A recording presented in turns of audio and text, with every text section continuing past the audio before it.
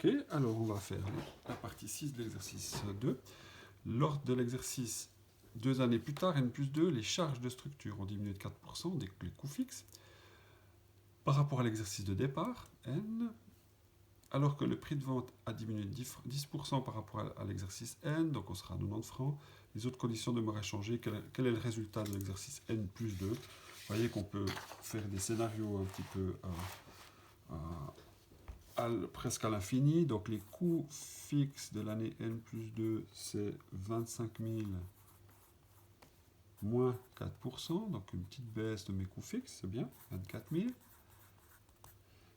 Les choses restant identiques. Donc mon prix, lui, c'est pas vrai, le prix de N plus 2, il diminue de 10%, donc c'est 100 francs moins 10%, on passe à 90 francs de chiffre d'affaires. Et puis, on va évidemment calculer ma marge sur coût variable moyenne avec le nouveau prix, 90 francs de prix de vente, moins mes coûts variables qui, eux, restent inchangés, coût variable moyen. J'ai plus qu'une marge sur coût variable à 40 francs. Donc, mon résultat, c'est ma marge sur coût variable globale moins mes coûts fixes. Ma marge sur coût variable passe à 40 francs, donc 600 pièces à 40 francs. Ça fait 24 000 moins mes nouveaux coûts fixes à 24 000. Oh tiens, 0 francs de résultat. On va vérifier si on fait rapidement le compte d'exploitation. Moins plus 600 pièces toujours. Donc mon nouveau chiffre d'affaires c'est 600 pièces, chiffre d'affaires net, pardon, 600 pièces cette fois à 90 francs, 6 fois 9, 54 000. Mes coûts variables sont, elles, inchangées, 600 pièces à 50 francs, ça fait 30 000, et puis mon nouveau coût fixe qui est passé à 24 000, on le voit, totaux égaux, des deux côtés la même chose, 54 000, 54 000, donc j'ai 0 de bénéfice. 0. Voilà pour le 6. Le 7. Alors le 7, je retrouve ici. Le 7, la donnée que voici. Déterminer le chiffre d'affaires au point mort d'après les données de l'exercice N plus 2. Donc ces exercices-là. Donc là, chiffre d'affaires au point mort, c'est chiffre d'affaires net fois coût fixe sur la marge sur coût variable.